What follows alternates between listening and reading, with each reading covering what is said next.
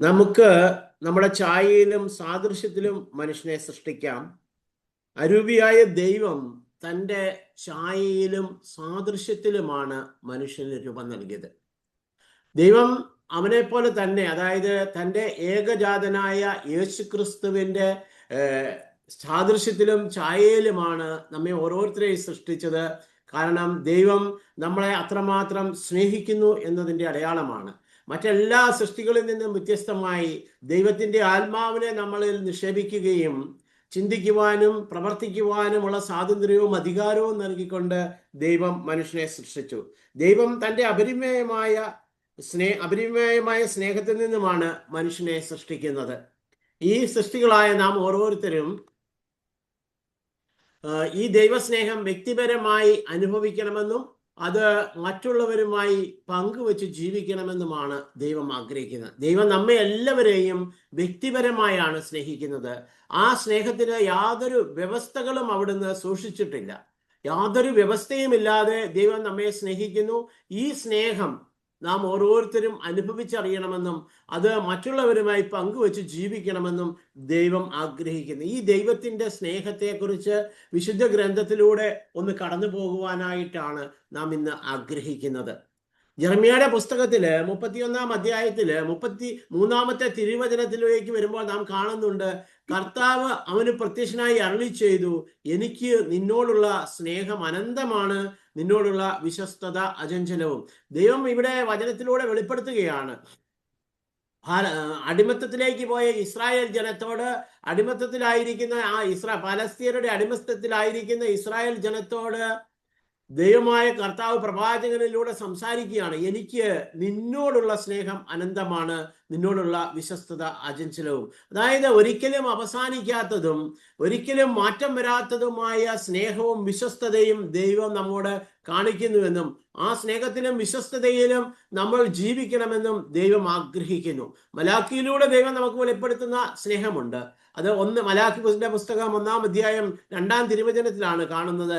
ഞാൻ നിങ്ങളെ സ്നേഹിച്ചു, എന്നാൽ നിങ്ങൾ ചോദിക്കുന്നു, എങ്ങനെയാണ് അങ്ങ് ഞങ്ങളെ സ്നേഹിച്ചത്? എല്ലാ കാലത്തും മനുഷ്യന്റെ ഒരു ചോദ്യമാണ്, ഇന്നും ഇന്നലെയും ഇനി നാളെയും മനുഷ്യൻ ചോദിക്കുന്ന ഒരു ചോദ്യമാണ്, ദൈവം എന്നെ സ്നേഹിക്കുന്നുണ്ടോ? സാത്താൻ അവന്റെ ഉള്ളിൽ നിക്ഷേപിച്ചിരിക്കുന്ന ഒരു സംശയത്തിന്റെ വിത്താണിത്. അത് ആദ്യ മാതാപിതാക്കൾ ആദ്യത്തെ പാപം തന്നെ ചെയ്യാനുള്ള കാരണം ദൈവത്തിന്റെ സ്നേഹത്തെ സംശയിച്ചതാണെന്ന് നമുക്കറിയാം. ഇവിടെയും നമ്മൾ ഓരോരുത്തരും പറയാറുണ്ട്, ഞാൻ പ്രാർത്ഥിക്കുന്നുണ്ട്, ഞാൻ ജപമാല അർപ്പിക്കുന്നുണ്ട്, ഞാൻ ദശാംശം പങ്കുവയ്ക്കുന്നുണ്ട്, മറ്റു പലതും ചെയ്യുന്നുണ്ട്, എന്നിട്ടും എനിക്ക് എന്തുകൊണ്ട് ഇങ്ങനെയൊക്കെ സംഭവിക്കുന്നു എന്നൊക്കെ നമ്മൾ പലപ്പോഴും ചിന്തിക്കാറുണ്ട്, നമ്മൾ പറയാറുമുണ്ട്. അത് മറ്റൊന്നുകൊണ്ടുമല്ല, ഏതെങ്കിലും ഒരു സഹനത്തിലൂടെ ദൈവം നമ്മെ കടത്തിവിടുന്നുണ്ടെങ്കിൽ ആ ദൈവത്തിന് അനേകരിലേക്ക് നമ്മളിലൂടെ ആ സ്നേഹത്തെ പങ്കുവെച്ചു കൊടുക്കുവാൻ വേണ്ടിയാണ് ദൈവം അതിലൂടെ നമ്മെ കടത്തിവിടുന്നത് എന്നുള്ള യാഥാർത്ഥ്യമാണ്. ദൈവത്തിന്റെ സ്നേഹം എപ്രകാരമുള്ളതാണ്? ദൈവം എന്നെ വ്യക്തിപരമായാണ് സ്നേഹിക്കുന്നത്. ഈ ദൈവം എന്നെ വ്യക്തിപരമായി അറിയുന്നു, മനസ്സിലാക്കുന്നു. ഞാൻ ആരാണ്, ഞാൻ എന്താണ്, ഞാൻ എങ്ങനെയാണ് എന്നെല്ലാം ദൈവം അറിയുന്നുണ്ട്. വളരെ വ്യക്തമായി അറിയാം. എൻ്റെ ഇന്നലകളെയും ഇന്നിനെയും നാളെയും അറിയുന്നവനാണ് നമ്മുടെ ദൈവം. ഇന്നലെ ഞാൻ എങ്ങനെയായിരുന്നു എന്നും ഇന്ന് ഞാൻ എപ്രകാരമാണ് എന്നും നാളെ ഞാൻ എന്തായി തീരുമെന്നും അറിഞ്ഞിട്ടാണ് ദൈവം സ്നേഹിക്കുന്നത്. നാം മനുഷ്യരായ നമ്മൾ ഓരോരുത്തരും സ്നേഹിക്കുന്നത് എപ്രകാരമാണ്? പലപ്പോഴും നമ്മളോട് ഇന്നലെയും ഇന്നും അവൻ എപ്രകാരം പ്രതികരിക്കുന്നു എന്നതിനെ അടിസ്ഥാനമാക്കിയാണ്. എന്നോട് നന്നായി പ്രതികരിച്ചാൽ, അല്ലെങ്കിൽ എൻ്റെ ആഗ്രഹങ്ങൾക്കനുസരിച്ച്, എൻ്റെ ഇംഗിതങ്ങൾക്കനുസരിച്ച് നിന്ന് തന്നാൽ ഞാൻ മറ്റുള്ളവരെ സ്നേഹിക്കും. ആ വ്യക്തിയെ എനിക്ക് ഇഷ്ടമാണ്, സ്നേഹമാണ്. എന്നാൽ ദൈവത്തിന്റെ സ്നേഹം അപ്രകാരമല്ല. അവന്റെ സ്നേഹത്തിന് ഒരിക്കലും മാറ്റം വരുന്നില്ല. അവൻ ദുഷ്ടന്റെ മേലും ശിഷ്ടന്റെ മേലും ഒരേപോലെ നന്മയും കൃപയും വർഷിക്കുന്ന ദൈവമാണ് അവിടുന്ന് നമ്മുടെ ഇന്നലെ അറിയുന്നു, ഇന്നിനെ അറിയുന്നു, നാളെയും അറിയുന്നു. എങ്കിലും ഇന്നും ഇന്നലെയും നാളെയും നാം ദൈവത്തിന് എതിരായി പ്രവർത്തിക്കുകയും ദൈവിക സന്നിധിയിൽ നിന്ന് അകന്നു പോവുകയും ചെയ്യുന്നെങ്കിലും ഈ ദൈവം അപ്പോഴും നമ്മളെ വ്യക്തിപരമായി സ്നേഹിച്ചുകൊണ്ടിരിക്കുകയാണ്. നമ്മുടെ വീഴ്ചകളിൽ ഒരിക്കലും ദൈവം നമ്മെ തള്ളിക്കളയാത്ത ദൈവമാണ് അവിടുന്ന്. നന്മതിന്മയുടെ ഫലം ഭക്ഷിച്ച ആദി മാതാപിതാക്കൾ കൈനീട്ടി നിത്യജീവന്റെ വൃക്ഷത്തിൽ നിന്നും കൂടി ഭക്ഷിച്ച് നാശത്തിലാകാതിരിക്കുവാൻ ഏതിൽ നിന്ന് അവരെ പുറത്താക്കുന്ന ദൈവം.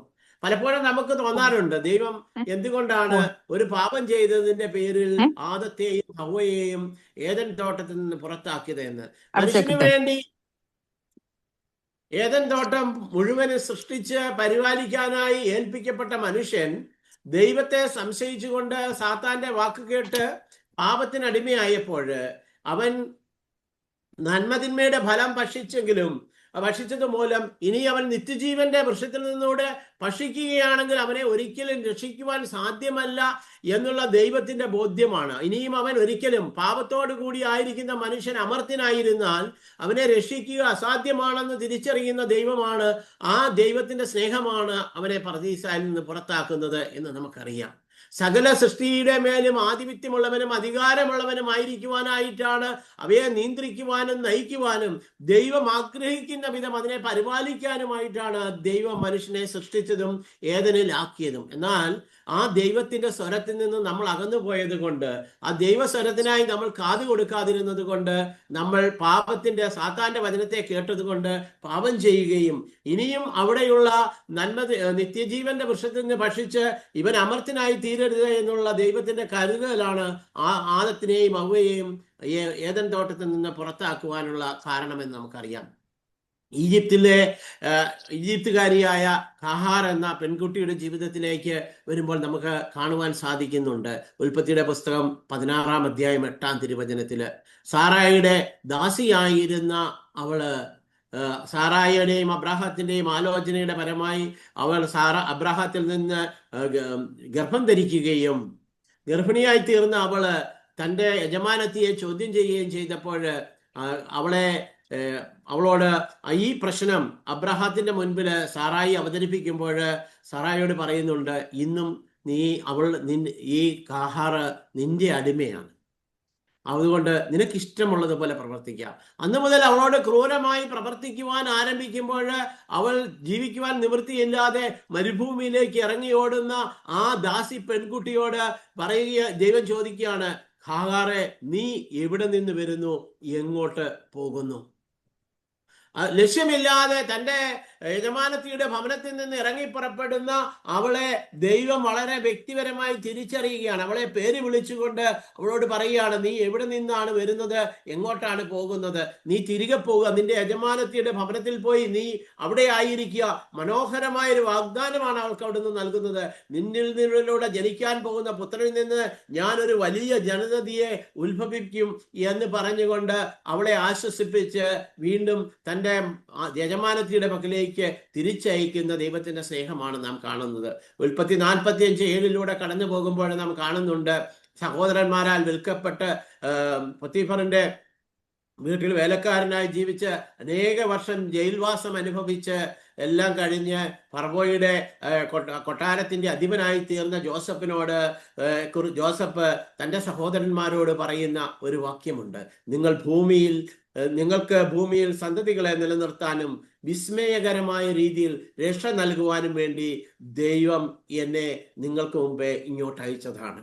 മുമ്പേ ഞാൻ പറഞ്ഞു പോയപ്പോൾ സൂചിപ്പിച്ചു, സഹനങ്ങളുടെ ജീവിതം ദൈവസ്നേഹത്തിന്റെ ജീവിതമാണ് എന്ന്.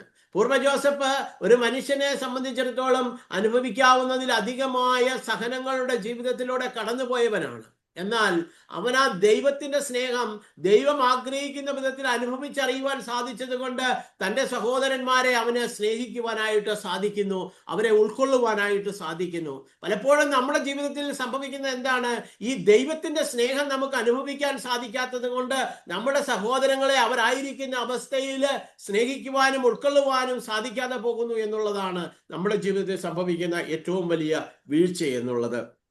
ദൈവരാജ്യത്തിന്റെ അനുഭവത്തിലേക്ക് നമുക്ക് വളരാൻ സാധിക്കാതിരിക്കുന്നതും ഇതുകൊണ്ട് തന്നെയാണ്. ഭൂമിയിൽ നിങ്ങളുടെ മക്കളെ നിലനിർത്തുവാനും വിസ്മയകരമായ രീതിയിൽ, അതെ, മറ്റു മനുഷ്യർക്ക് മനസ്സിലാകാത്ത രീതിയിൽ രക്ഷ നൽകാനും വേണ്ടി ദൈവം എന്നെ നിങ്ങൾക്ക് മുമ്പേ ഇങ്ങോട്ട് അയച്ചിരിക്കുന്നു. നമ്മുടെ ജീവിതത്തിലെ സഹനങ്ങളെയും പ്രതികൂലങ്ങളെയും നമുക്ക് ഈ രീതിയിൽ കാണുവാൻ സാധിക്കുകയാണെങ്കിൽ ഈ ദൈവസ്നേഹം എല്ലാവരോടും പങ്കുവെച്ച് ജീവിക്കുവാനായിട്ട് നമുക്ക് ഒരു തടസ്സവും ഉണ്ടാകുന്നില്ല. ദൈവത്തിന്റെ ആഗ്രഹവും ഇച്ഛയുമായ ദൈവസ്നേഹം അനുഭവിക്കണമെന്നും ആ സ്നേഹം പങ്കുവെക്കണമെന്നും ആഗ്രഹിക്കുന്ന ആ ദൈവത്തിന്റെ വലിയ ആഗ്രഹത്തെ, ഇച്ഛയെ നമ്മുടെ ജീവിതത്തിൽ നടപ്പിലാക്കുവാൻ നമുക്ക് സാധിക്കണമെങ്കിൽ നമ്മൾ തീർച്ചയായും ഇപ്രകാരമുള്ള ഒരു ജീവിതം ജീവിതത്തിലൂടെ കടന്നു പോകുവാൻ തയ്യാറാകണം എന്നുള്ളതാണ്. ദൈവം വീണ്ടും നമ്മൾ പുറപ്പാട് പുസ്തകത്തിലൂടെ കടന്നു പോകുമ്പോൾ കാണുകയാണ്, കർത്താവ് മോശയോട് പറയുന്നു, നീ ആവശ്യപ്പെട്ട ഈ കാര്യം ഞാൻ ചെയ്യാം, എന്തെന്നാൽ നീ എൻ്റെ പ്രീതി നേടിയിരിക്കുന്നു, നിന്നെ എനിക്ക് നന്നായി അറിയാം. ഈ ദിവസത്തില് നമ്മ ഓരോരുത്തരോടും ദൈവമായ കർത്താവിന് പറയാനുള്ളത് ഇതാണ്, നിന്നെ എനിക്ക് നന്നായി അറിയാം. ഈ കൂട്ടായ്മയിലായിരിക്കുന്ന നമ്മൾ ഓരോരുത്തരെയും ഇന്ന് ദൈവം ഈ കൂട്ടായ്മയിലേക്ക് നമ്മൾ 17 പേരെ വിളിച്ചു ചേർത്തിട്ടുണ്ടെങ്കിൽ ആ 17 പേരോടും ദൈവം വ്യക്തിപരമായി പറയുകയാണ്, സഹോദര സഹോദരി, നിന്നെ എനിക്ക് നന്നായി അറിയാം. നിന്റെ പാപത്തിന്റെ അവസ്ഥ, നിന്റെ ജീവിതത്തിന്റെ എല്ലാ പ്രയാസങ്ങളുടെയും പ്രതിസന്ധികളുടെയും അവസ്ഥ നിന്നെ മനസ്സിലാക്കുന്നതിനേക്കാൾ അധികമായി ഞാൻ നിന്നെ മനസ്സിലാക്കുന്നു.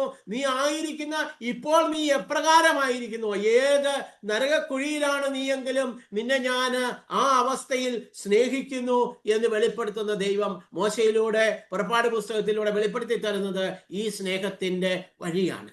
ഇനി നമുക്കറിയാം, ഈജിപ്തിന്റെ അടിമത്തത്തിൽ നിന്ന് ഇസ്രായേലിലേക്ക് ദൈവം കൂട്ടിക്കൊണ്ടുപോകുന്ന ജനം, 6 ലക്ഷത്തിലധികം വരുന്ന ദൈവജനത്തെ, തന്റെ ജനത്തെ അവൻ കൂട്ടിക്കൊണ്ടു പോകുമ്പോൾ അവർക്ക് അവരുടെ ജീവിതത്തിൽ ദൈവം എത്ര അത്ഭുതകരമായിട്ടാണ് ഇടപെടുന്നത് എന്ന് നമുക്കറിയാം. പകൽ മേഘസ്തംഭമായി അവർക്ക് തണലായി തീരുന്നു. രാത്രിയിൽ പ്രകാശത്തിന് വേണ്ടി അവൻ അഗ്നിസ്തംഭമായി രൂപാന്തരപ്പെടുന്നു. വെള്ളത്തിനായി അവർ ദാഹിക്കുമ്പോൾ പാറയിൽ നിന്ന് ജലവും, ഭക്ഷണത്തിനായി ദാഹിക്കുമ്പോൾ മന്നയും, മാംസത്തിനായി ആവശ്യപ്പെടുമ്പോൾ കാടപ്പക്ഷിയും എല്ലാം നൽകി പരിപാലിക്കുന്ന ദൈവം. ദൈവത്തിന്റെ സ്നേഹം പരിപാലിക്കുന്ന സ്നേഹമാണ് അവിടുത്തേത്. നമ്മെ ഓരോരുത്തരെയും നമുക്ക് ആവശ്യമുള്ളത് പ്രദാനം ചെയ്തുകൊണ്ട് പരിപാലിക്കുന്ന ദൈവം. അതാണ് പുറപ്പാട് 16:35 നാം കാണുന്നത്. ഇസ്രായേൽക്കാർ മനുഷ്യവാസമുള്ള സ്ഥലത്ത് എത്തുന്നത് വരെ 40 വർഷക്കാലം മന്ന ഭക്ഷിച്ചു. കാനാൻ ദേശത്തിന്റെ അതിർത്തിയിൽ എത്തുന്നത് വരെ മന്നയാണ് അവർ ഭക്ഷിച്ചത്. പ്രിയമുള്ള സഹോദരങ്ങളെ, നമുക്ക് വേണ്ടി മന്ന ഒരുക്കിയിരിക്കുന്ന ദൈവമാണ് അവിടുന്ന്. നിത്യജീവന്റെ മന്ന നമുക്ക് വേണ്ടി ഒരുക്കി വെച്ചുകൊണ്ട് കാത്തിരിക്കുന്ന ഒരു ദൈവത്തിന്റെ സ്നേഹമാണ് നാം തിരുവചനത്തിലൂടെ കടന്നു പോകുമ്പോൾ കാണുന്നത്. ഈ സ്നേഹമാണ് ക്രിസ്തു പുതിയ നിയമത്തിലൂടെ കടന്നു പോകുമ്പോൾ ക്രിസ്തു നമുക്ക് വെളിപ്പെടുത്തി തരുന്നതും ഇതേ സ്നേഹം തന്നെയാണ്. പിതാവിന്റെ പ്രതിരൂപമായ പുത്രൻ തന്റെ സ്നേഹം, പിതാവിന്റെ സ്നേഹം ഓരോരുത്തർക്കും വ്യക്തിപരമായി അനുഭവിച്ചറിയത്തക്ക രീതിയിൽ മനസ്സിലാക്കി കൊടുക്കുന്നത് സുവിശേഷത്തിലൂടെ കടന്നു പോകുമ്പോൾ നമുക്ക് കാണുവാനായിട്ട് സാധിക്കും. എപ്പോഴും നമ്മെ കരുതുന്ന, എപ്പോഴും നമ്മെ പരിപാലിക്കുന്ന ദൈവമാണ് അവിടുന്ന്. ഞാൻ ഓർക്കുകയാണ്, ഞാൻ ഒമാനിലെ ജോലി ചെയ്തുകൊണ്ടിരുന്നപ്പോൾ ഒരു ദിവസം രാത്രിയിൽ എൻ്റെ സഹോദരനെ എയർപോർട്ടിലാക്കിയിട്ട് തിരിച്ച് ഞാൻ വരുമ്പോൾ വഴിയിൽ ഒരു ചായ കുടിക്കാൻ വേണ്ടി ഞാൻ വണ്ടി നിർത്തി ചായ കുടിച്ചുകൊണ്ടിരിക്കുമ്പോൾ എൻ്റെ ഫോണിലേക്ക് ഒരു മെസ്സേജ് വന്നു, ഭയപ്പെടേണ്ട, ഞാൻ നിന്നോട് കൂടെയുണ്ട്. മറ്റൊരു സഹോദരൻ രാത്രിയിൽ ശുശ്രൂഷ കഴിഞ്ഞ് വന്നപ്പോൾ ദൈവത്തിന്റെ ഒരു അത്ഭുത ഇടപെടലായിട്ട് അയച്ച മെസ്സേജ് ആയിരുന്നു അത്. അവിടെ നിന്ന് ഞാൻ ചായ കുടിച്ച് വണ്ടിയെടുത്ത് കുറച്ച് മുന്നോട്ട് പോയപ്പോൾ റോഡിന്റെ റിനിവേഷനുമായി ബന്ധപ്പെട്ട ഒരു ഡീവിയേഷൻ അവിടെ ഉണ്ടാക്കിയിരുന്നു. അങ്ങോട്ട് പോയപ്പോൾ ഇല്ലായിരുന്നു. അതുകൊണ്ട് ഞാനത് ശ്രദ്ധിച്ചില്ല. നല്ല സ്പീഡിൽ വന്ന ഞാൻ ആ ഡിവൈഡറിൽ തട്ടി എൻ്റെ വണ്ടി 5-6 കരണം മറിഞ്ഞ് ഒരു കുഴിയിലേക്ക് പതിച്ചു. എന്നാൽ ആ വണ്ടി ടോട്ടൽ ലോസ് ആയിപ്പോയെങ്കിലും എൻ്റെ ശരീരത്തിൽ നിന്ന് ഒരല്പം തൊലി പോകാനോ ഒരു തുള്ളി രക്തം വരാനോ പോലും ഇടയാകാത്ത വിധം പരിപാലിക്കുന്ന ദൈവം.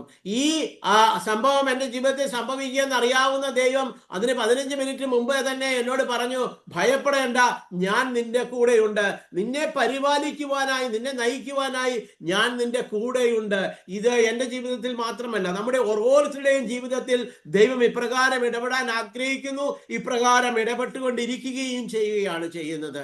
വീണ്ടും ജോഷുവ പ്രവാചകനോട് ദൈവം അരുളി ചെയ്യുന്നുണ്ട്. ജോഷുവയുടെ പുസ്തകം 1:5 മോശയുടെ മരണശേഷം ഇസ്രായേൽ ജനത്തെ കാനാൻ ദേശത്തേക്ക് നയിക്കുവാൻ നിയോഗിക്കപ്പെട്ട ജോഷുവയോട് പറയുകയാണ്, നിന്റെ ആയുഷ്കാലത്ത് ഒരിക്കലും ആർക്കും നിന്നെ തോൽപ്പിക്കുവാൻ സാധിക്കുകയില്ല. ഞാൻ മോശയോട് കൂടെ എന്ന പോലെ നിന്നോട് കൂടെയും ഉണ്ടായിരിക്കും. ഞാൻ മോശയോട് കൂടെ എന്ന പോലെ നിന്നോട് കൂടെയും ഉണ്ടായിരിക്കും. ഈ ദിവസത്തില് ദൈവമായ കർത്താവിന് നമ്മോടും പറയാനുള്ളത് ഇതാണ്. ഞാൻ മോശയോട് കൂടെ, മോശയോട് എപ്രകാരം ഒരു സ്നേഹിതനും കൂട്ടുകാരനുമായി കരുതി അവൻ പറഞ്ഞതൊക്കെയും അംഗീകരിച്ചു കൊടുക്കുന്ന ഒരു ദൈവമായ ഞാൻ നിന്നോട് കൂടെയും, തോമസേ, മത്തായി, എലിസബത്തെ, മറിയമേ, നിന്നോട് കൂടെയും ഉണ്ടായിരിക്കും. ഞാൻ കൂടെയുള്ളപ്പോൾ നീ ഒന്നിനെയും ഭയപ്പെടേണ്ടതില്ല.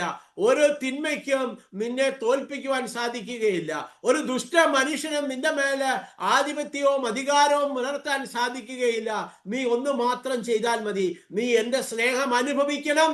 നീ അത് പങ്കുവെച്ചു കൊടുക്കാൻ തയ്യാറാകണം. നീ എൻ്റെ സ്നേഹം അനുഭവിക്കാനും അത് സ്വീകരിക്കുവാനും, ഞാൻ തികച്ചും സൗജന്യമായി നൽകുന്ന, പങ്കുവെച്ചു തരുന്ന ഈ സ്നേഹം നീ സ്വീകരിച്ചുകൊണ്ട് അത് മറ്റുള്ളവരിലേക്ക് പങ്കുവെച്ചു കൊടുക്കുവാൻ തയ്യാറാകുന്നുണ്ടെങ്കിൽ നിന്റെ ജീവിതത്തെ അനുഗ്രഹിക്കുവാനായിട്ട് ഈ ദൈവം എപ്പോഴും കൂടെ ഉണ്ടായിരിക്കും.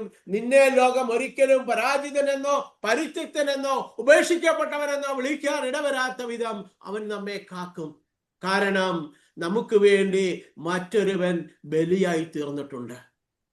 എന്റെ പാപങ്ങൾക്ക് പരിഹാരമായി, എന്റെ അകൃത്യങ്ങൾക്ക് പരിഹാരമായി ആ പിതാവായ ദൈവത്തിന്റെ സ്നേഹത്തിന്റെ പൂർണ്ണതയായ ക്രിസ്തു ക്രൂശിൽ മരിച്ചിരിക്കുന്നത് കൊണ്ട് നമുക്ക് ഭയപ്പെടേണ്ടതായിട്ടില്ല എന്നാണ് വചനം നമ്മെ ഓർപ്പിക്കുന്നത്. സങ്കീർത്തനം 139:16 കടന്നു പോകുമ്പോൾ നാം കാണുകയാണ്, എനിക്ക് രൂപം ലഭിക്കുന്നതിന് മുമ്പേ തന്നെ അവിടുത്തെ കണ്ണുകൾ എന്നെ കണ്ടു, എനിക്ക് നിശ്ചയിക്കപ്പെട്ട നാളുകൾ ഉണ്ടാകുന്നതിന് മുമ്പേ തന്നെ അങ്ങയുടെ പുസ്തകത്തിൽ അവ എഴുതപ്പെട്ടു. പ്രിയമുള്ള സഹോദരങ്ങളെ, നമ്മൾ അമ്മയുടെ ഉദരത്തില് ഉരുവായാൽ പോലും ആ അമ്മ അറിയണമെങ്കിൽ കുറെ ദിവസങ്ങൾ കഴിയണം. എൻ്റെ ഉദരത്തില് ഒരു കുഞ്ഞ് രൂപപ്പെടുന്നുണ്ട് എന്ന്. എന്നാൽ ഈ അമ്മ അറിയുന്നതിന് മുമ്പ്, അതായത് എൻ്റെ അമ്മയുടെ ഉദരത്തിലേക്ക് ഈ ദൈവത്തിന്റെ ആത്മാവ് ആ ബീജത്തോടും അണ്ടത്തോടും കൂടെ കലരുന്നതിന് മുമ്പ് തന്നെ ദൈവം നമ്മെ അറിയുന്നുണ്ട്. ഞാൻ എവിടെ, എപ്രകാരം, ഏത് ഭവനത്തിൽ ജനിക്കണം, ആരുടെ മകനും മകളുമായിരിക്കണം, എൻ്റെ രൂപവും ഭാവവും എന്തായിരിക്കണം എന്നെല്ലാം ദൈവം നിശ്ചയിച്ച് രൂപപ്പെടുത്തിയിട്ടുണ്ട്. കഴിഞ്ഞ മാസത്തില് ഞങ്ങള് മിഷന് വേണ്ടി പോയപ്പോഴേ ഞാൻ ഓർക്കുകയാണ്, ഒരു വീട്ടിൽ ചെന്ന് പ്രാർത്ഥിച്ചപ്പോൾ കർത്താവ് ഒരു സന്ദേശം നൽകി, ഇവിടെ കുഞ്ഞുങ്ങളെ അബോർഷൻ ചെയ്തിട്ടുണ്ട്. അപ്പൊ ഞാൻ അമ്മയോട് ചോദിച്ചു, അമ്മേ അബോർഷൻ ചെയ്തിട്ടുണ്ടോ? അമ്മ പറഞ്ഞു, ഉണ്ട്. എത്ര പേരെ? 5 മക്കളെ അബോർഷൻ ചെയ്തിട്ടുണ്ട്. അപ്പൊ ഞാൻ ചോദിച്ചു, എത്ര മാസമായപ്പോഴാണ് അവരെ അബോർട്ട് ചെയ്തത്? അപ്പൊ അമ്മ പറഞ്ഞു, ഞാൻ അറിഞ്ഞ ഒരു 5-6 ദിവസത്തിനുള്ളിൽ ഈ കുഞ്ഞുങ്ങളെ എല്ലാം അബോർഷൻ ചെയ്തു എന്ന്. പ്രിയമുള്ള സഹോദരങ്ങളെ, ഒരു മനുഷ്യന്റെ രൂപം പോലും ആ അണ്ടവും ബീജവും പ്രാപിച്ചിട്ടില്ല, ആ ഗർഭസ്ഥ ശിശു പ്രാപിച്ചിട്ടില്ല. അതിനു മുമ്പേ അവരെ അബോർട്ട് ചെയ്ത് കളഞ്ഞു. എന്നാൽ ദൈവമായ കർത്താവ് വെളിപ്പെടുത്തുകയാണ്, നിന്റെ 5 മക്കള് നീ കൊന്നിട്ടുണ്ട്. അതെ, നമ്മൾ ജനിക്കുന്നതിന് മുമ്പേ തന്നെ ഈ ദൈവം നമ്മെ അറിഞ്ഞിട്ടുണ്ട്, സ്നേഹിച്ചിട്ടുണ്ട്, മനസ്സിലാക്കിയിട്ടുണ്ട് എന്നതിൻ്റെ ഒരു വലിയ ഉദാഹരണമാണിത്. ഉണ്ടായി 10-15 ദിവസത്തിനുള്ളിൽ തന്നെ അബോർഷൻ ചെയ്ത കുഞ്ഞുങ്ങളുടെ കണക്കും ദൈവത്തിന്റെ പുസ്തകത്തിലുണ്ട്. ദൈവത്തിന്റെ തിരുവചനത്തിൽ നാം കാണുന്നുണ്ട്, തൻ്റെ ഉള്ളം കയ്യിൽ രേഖപ്പെടുത്താൻ തക്ക വിധം ദൈവം നമ്മെ ഓരോരുത്തരെയും സ്നേഹിക്കുന്നു. ഇതാ നിന്നെ ഞാൻ എൻ്റെ ഉള്ളം കയ്യിൽ കൊത്തിവെക്കപ്പെട്ടിരിക്കുന്നു. നിന്റെ രൂപം, നീ ജനിക്കുന്നതിന് മുമ്പേ നിന്നെ അറിയാം, നിന്നെ നന്നായി മനസ്സിലാക്കുന്നു. ജെറമ്യാ 29:11 കടന്നു പോകുമ്പോൾ നാം കാണുന്നതാണ്, ദൈവത്തിന്റെ മനസ്സില് നമ്മെക്കുറിച്ച് ഒരു വലിയ പദ്ധതിയുണ്ട്. അത് നമ്മുടെ നാശത്തിനുള്ള പദ്ധതിയല്ല, ക്ഷേമത്തിനും ശുഭകരമായ ഭാവിക്കും വേണ്ടിയുള്ള പദ്ധതിയാണ്. എല്ലാ സമയവും നമ്മോട് അനുകമ്പയുള്ളവനാണ് നമ്മുടെ ദൈവം. താർഷസിലേക്ക്, നിനിവയിലേക്ക് പോകാൻ പറഞ്ഞ യോന താർഷസിലേക്ക് പോകാനുള്ള കാരണം എന്താണെന്ന് നമുക്കറിയാം. ഈ ദൈവത്തിന്റെ സ്വഭാവം അവന് തിരിച്ചറിയാവുന്നത് കൊണ്ടാണ്. യോനയുടെ പുസ്തകം 4:2 കടന്നു പോകുമ്പോൾ കാണുകയാണ്, അവിടുന്ന് ദയാലുവും കാരുണ്യവാനും ക്ഷമാശീലനും സ്നേഹനിധിയും ശിക്ഷിക്കുന്നതിൽ വിമുഖനുമാണെന്ന് ഞാൻ അറിയുന്നു. പ്രിയമുള്ള സഹോദരങ്ങളെ, പലപ്പോഴും നാം ദൈവത്തെ മനസ്സിലാക്കി വെച്ചിരിക്കുന്നത് പാപം ചെയ്യുമ്പോൾ നമ്മെ ശിക്ഷിക്കുവാനായി ഒരു വടിയുമായി കാത്തിരിക്കുന്ന ഒരു ദൈവത്തിന്റെ രൂപമാണ് നമ്മുടെ മുൻപിലുള്ളത്. എന്നാൽ വചനം നമ്മോട് എന്താണ് പറയുന്നത്? ശിക്ഷിക്കുന്നതിൽ ഞാൻ വിമുഖനാണ്. എനിക്ക് താല്പര്യമില്ലാത്ത പ്രവൃത്തിയാണ് ശിക്ഷിക്കുക എന്നുള്ളത്. ഈ ദൈവം ദൈവത്തിന്റെ സ്നേഹം അചഞ്ചലവും അനന്തവുമായ സ്നേഹമാണ്. ജെറമ്യാ 31:3 കടന്നു പോകുമ്പോൾ നാം കാണുന്നുണ്ട്, എനിക്ക് നിന്നോടുള്ള സ്നേഹം അനന്തമാണ്, നിന്നോടുള്ള വിശ്വസ്തത അചഞ്ചലവും. ദൈവത്തിന്റെ സ്നേഹത്തിന് മാറ്റം വരുന്നില്ല, അവന്റെ വിശ്വസ്തതയ്ക്ക് രൂപാന്തരം സംഭവിക്കുന്നുമില്ല. ദൈവം നമ്മെ കാണുന്നു. ആർക്കെങ്കിലും രഹസ്യ സങ്കേതത്തിൽ ഒളിച്ചിരിക്കുവാൻ സാധിക്കുമോ? സ്വർഗവും ഭൂമിയും നിറഞ്ഞു നിൽക്കുന്നവനല്ലേ ഞാൻ? കർത്താവാണ് ഇത് ചോദിക്കുന്നത്. കർത്താവ് പറയുകയാണ്, നീ ചെയ്യുന്നതെല്ലാം ഞാൻ അറിയുന്നു, മനസ്സിലാക്കുന്നുമുണ്ട്. എന്റെ സന്നിധിയിൽ നിന്ന് നിനക്കൊന്നും ഒളിച്ചു വയ്ക്കുവാനായിട്ട് സാധിക്കുകയില്ല. എങ്കിലും നീ എന്തായിരുന്നാലും എങ്ങനെയായിരുന്നാലും ഞാൻ നിന്നെ സ്നേഹിക്കുന്നു. മുല കുടിക്കുന്ന കുഞ്ഞിനെ അമ്മയ്ക്ക് മറക്കുവാനാകുമോ? പുത്രനോട് പെറ്റമ്മ കരുണ കാണിക്കാതിരിക്കുമോ? അവൾ നിന്നെ മറന്നാലും ഞാൻ നിന്നെ മറക്കുകയില്ല. ഞാൻ പറഞ്ഞ ഈ അമ്മ ചോദിച്ച കാര്യം ഞാൻ പറഞ്ഞല്ലോ. ആ അമ്മ വളരെ കൃത്യമായി പറഞ്ഞു, ഞാൻ 5 മക്കളെ അബോർഷൻ ചെയ്തിട്ടുണ്ട്. അനേക വർഷങ്ങളായി, 10-75 വയസ്സുള്ള ഒരു അമ്മച്ചിയാണ്. ആ അമ്മച്ചി എത്ര കൃത്യമായി ഓർത്തിരിക്കുന്നു. ഒരു അമ്മയ്ക്കും തൻ്റെ കുഞ്ഞിനെ മറക്കുവാനായിട്ട് സാധിക്കില്ല. ഉപേക്ഷിക്കുവാൻ സാധിക്കും, കൊന്നുകളയുവാൻ സാധിക്കും, വിട്ടുകളയുവാൻ സാധിക്കും. എന്നാൽ അവളുടെ മനസ്സിൽ നിന്ന് ഒരിക്കലും ആ കുഞ്ഞിനെ മറന്നു പോകുവാനായിട്ട് സാധിക്കുകയില്ല. അതേപോലെ തന്നെ ദൈവം നമ്മോട് അരുളി ചെയ്യുകയാണ്, ഈ അമ്മ ഇനി ഏതെങ്കിലും കാരണവശാൽ നിന്നെ മറന്നാലും ഞാൻ നിന്നെ മറക്കുകയില്ല എന്ന്. മാതാപിതാക്കൾ മക്കളെ സ്നേഹിക്കുന്നതിന്റെ എത്രയോ ഇരട്ടി അധികമായാണ് ദൈവം നമ്മളെ സ്നേഹിക്കുന്നത്. എങ്ങനെയാണ് മാതാപിതാക്കൾ മക്കളെ സ്നേഹിക്കുന്നത്? നമുക്കറിയാം. മാതാപിതാക്കൾ മക്കളെ സ്നേഹിക്കുന്നത്, കുഞ്ഞുങ്ങളെ നമ്മൾ കരങ്ങളിലെടുക്കും, മാറോട് ചേർത്ത് പിടിക്കും, ഉമ്മ കൊടുക്കും, ചുട്ടിപ്പിടിക്കും, ചുംബിക്കും. ഇങ്ങനെ പലതരത്തില് നമ്മൾ നമ്മുടെ മക്കളോട് സ്നേഹം പ്രകടിപ്പിക്കും. മാതാപിതാക്കളായ നമുക്ക് ഓരോരുത്തർക്കും ഇത് അറിയാം. ഹോസിയയുടെ പുസ്തകത്തിലെ 11-ാം അധ്യായത്തിലെ 3-ാമത്തെ തിരുവചനത്തിലൂടെ ദൈവമായ കർത്താവ് അരുളി ചെയ്യുന്നു, നിന്റെ അപ്പനും അമ്മയും നിന്നെ കരങ്ങളിൽ എടുക്കുന്നത് പോലെ ഞാനും നിന്നെ കരങ്ങളിൽ എടുക്കുന്നു. എൻ്റെ കരങ്ങളിലാണ് നീ ജീവിക്കുന്നത്. കരങ്ങളിൽ എടുക്കുന്നു എന്നല്ല, അതിലുപരിയായി പറഞ്ഞാൽ നാം ഓരോരുത്തരും ജീവിക്കുന്നതും നിലനിൽക്കുന്നതും ഈ ദൈവത്തിന്റെ കരങ്ങളിലാണ്. വീണ്ടും യേശയ്യാ 40:11 നമ്മെ ഓർമ്മിപ്പിക്കുകയാണ്, അവിടെ നാട്ടിൻകുട്ടികളെ കരങ്ങളിൽ ചേർത്ത് മാറോടണച്ച് തള്ളയാടുകളെ സാവധാനം നയിക്കുന്നു. അതെ പ്രിയമുള്ള സഹോദരങ്ങളെ, ഒരു ധൃതിയും വെപ്രാളവും ഇല്ലാതെ മനുഷ്യരായ നമുക്ക് വ്യഗ്രതകളാണ്. ഇന്നയെക്കുറിച്ചും നാളെയെക്കുറിച്ചും മറ്റന്നാളെക്കുറിച്ചുമുള്ള വ്യഗ്രതകളാണ്. അതിന്റെ കാരണം മറ്റൊന്നുമല്ല, നമുക്ക് നമ്മുടെ ഇന്ന് മാത്രമേ അറിയത്തുള്ളൂ, ഇന്നലകളുമേ അറിയത്തുള്ളൂ. നാളെ എന്ത് സംഭവിക്കുന്നു എന്ന് അറിയത്തില്ല. എന്നാൽ നാളെ എന്താണ് നിന്റെ ജീവിതമെന്ന് കൃത്യമായി പദ്ധതിയും പ്ലാനുമുള്ള ദൈവമായ കർത്താവ് നമ്മോട് പറയുകയാണ്, നിന്നെ ഞാൻ സാവധാനം നയിക്കാം. നിനക്ക് ജലവും ഭക്ഷണവും ആവശ്യമുള്ളതെല്ലാം പ്രദാനം ചെയ്ത്, വസ്ത്രവും പാർപ്പിടവും എല്ലാം പ്രദാനം ചെയ്ത് നിന്നെ നയിക്കുവാൻ കഴിവുള്ള ദൈവമാണ് അവിടുന്ന്. സ്വയം നടക്കാൻ കഴിവുള്ളവാകുന്നത് വരെ നമ്മളെ നടത്തുന്ന ദൈവമാണ് അവിടുന്ന്. ഓരോ നിമിഷവും നമ്മളെ നയിക്കുകയും നടത്തുകയും ചെയ്യുന്നതാണ്. ഹോസിയയുടെ പുസ്തകത്തിലെ 11:3 നാം ഇപ്രകാരമാണ് കാണുന്നത്, എഫ്രായിമിനെ നടക്കുവാൻ പഠിപ്പിച്ചത് ഞാനാണ്. നമുക്കറിയാം, നമ്മുടെ കുഞ്ഞുങ്ങള് ഒരു സ്റ്റെപ്പ് വെച്ച് കാണുവാനായിട്ട് നമ്മൾക്ക് വലിയ ആകാംക്ഷയാണ്. ഒരു 6-7 മാസമായി കഴിഞ്ഞാൽ കുഞ്ഞിനെ എങ്ങനെയെങ്കിലും നടത്താനുള്ള ഒരു വെപ്രാളമാണ് എപ്പോഴും മാതാപിതാക്കൾക്ക്.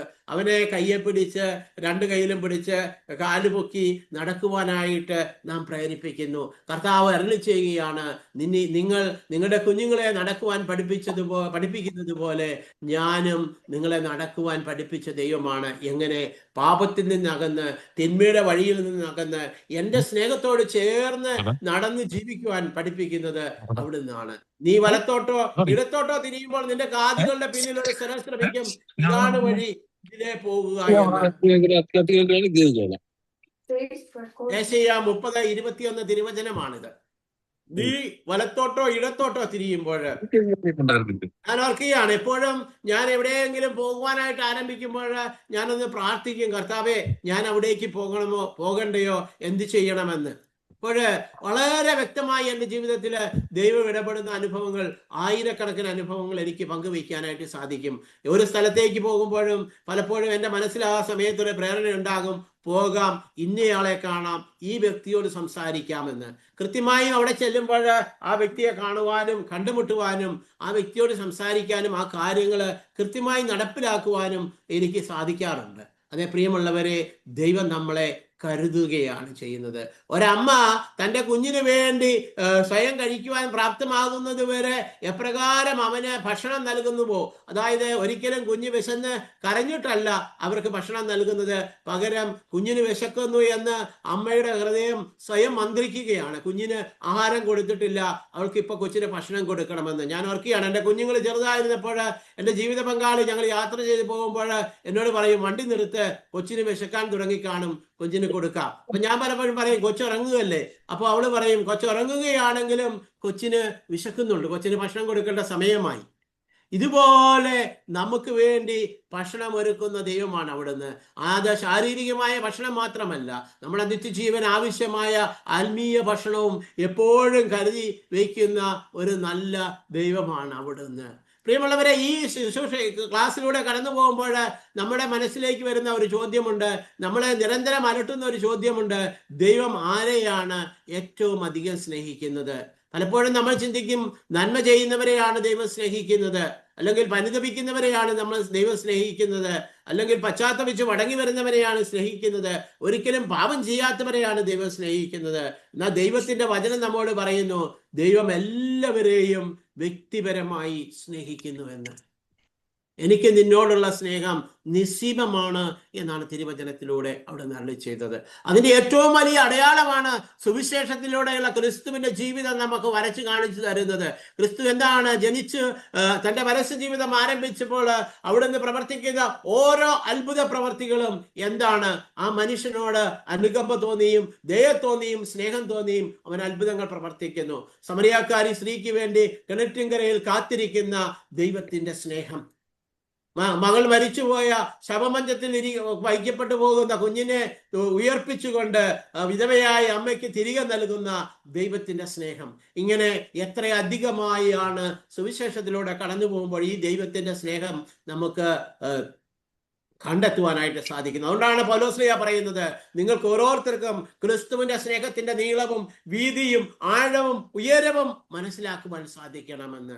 ക്രിസ്തുവിന്റെ സ്നേഹത്തിന് വീതിയുണ്ട്, നീളമുണ്ട്, ആഴമുണ്ട്, ഉയരമുണ്ട്. ഒരു വസ്തുവിനെ എന്നതുപോലെയാണ് സ്നേഹ ഈ സ്നേഹത്തെ പങ്കുവെച്ചു തരുന്നത്. കാരണം അത് ഒരു വ്യക്തിയാണ്. ദൈവസ്നേഹം എന്ന് പറയുന്നത് ഒരു വ്യക്തിയാണ്, അത് ക്രിസ്തുവാണ്.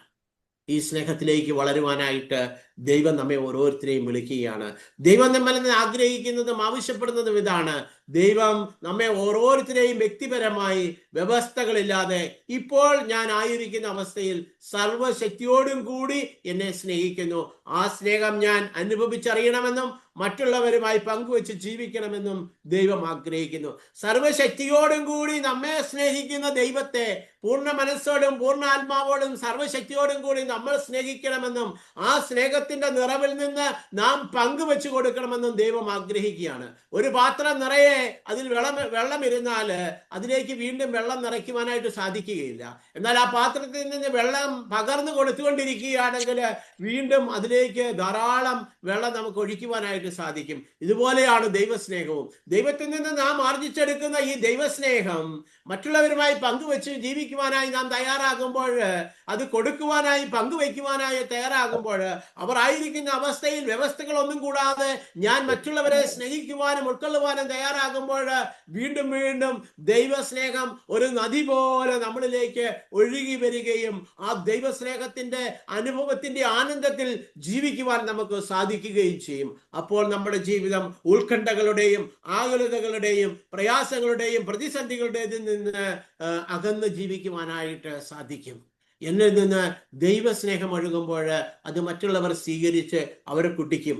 അവർ കുടിക്കുന്ന അവരുടെ ഈ ദാഹം മാറുകയും അവരും ഈ ദൈവസ്നേഹത്തിലേക്ക് വളരുകയും അങ്ങനെ ഓരോരുത്തരിൽ നിന്ന് ഒരാളിൽ നിന്ന് മറ്റൊരാളിലേക്ക് ഈ ദൈവസ്നേഹം പകരപ്പെടുകയും ചെയ്യും. ഈ മരിച്ചുപോയ നമ്മുടെ ഫ്രാൻസിസ് മാർപ്പാപ്പ തന്റെ ചാക്രിയ ലേഖനത്തിൽ ഇപ്രകാരം പറയുന്നു: ഈ ഭൂമിയിലുള്ള എല്ലാ മനുഷ്യരും സഹോദരരാണ്. ഈ ഭൂമി ഒരു പൊതു ഭവനമാണ്. ഈ ഭൂമി എന്ന ഈ ഗ്രഹം ഒന്നാകെ ഒരു ഭവനമാണ്. ആ ഭവനത്തിൽ വസിക്കുന്ന ദൈവത്തിന്റെ മക്കളാണ് നമ്മൾ ഓരോരുത്തരും. അമേരിക്കയിലായിരിക്കുന്ന നിങ്ങളും, ഇന്ത്യയിലായിരിക്കുന്ന ഞാനും, മറ്റു രാജ്യങ്ങളിൽ ആഫ്രിക്കയിൽ ജീവിക്കുന്നവരും, മറ്റെല്ലാ ഭൂഖണ്ഡങ്ങളിൽ ജീവിക്കുന്നവരും നമ്മുടെ സഹോദരി സഹോദരന്മാരാണ്. അവരിലേക്കും ദൈവം വ്യവസ്ഥകളില്ലാതെ ആയിരിക്കുന്ന അവസ്ഥയിൽ അവരെയും ദൈവം സ്നേഹിക്കുന്നു. ആകയാൽ നമുക്കും എല്ലാവരെയും സ്നേഹിച്ചുകൊണ്ടും സ്നേഹം പങ്കുവെച്ചുകൊണ്ടും ജീവിക്കാം. ഈ സ്നേഹത്തിന്റെ പങ്കുവെക്കലില്, ഈ സ്നേഹം ദൈവസ്നേഹം സ്വീകരിക്കുന്നതില്, അത് പങ്കുവെച്ചു കൊടുക്കുന്നതില് നമുക്കുണ്ടായ കുറവുകളും വീഴ്ചകളും മനസ്സിലാക്കുവാനും അത് പരിഹരിച്ചുകൊണ്ട് മുന്നോട്ട് പോകുവാനും ദൈവം നമ്മെ ഓരോരുത്തരെയും സഹായിക്കട്ടെ. ആമേൻ. Thank you, Francis.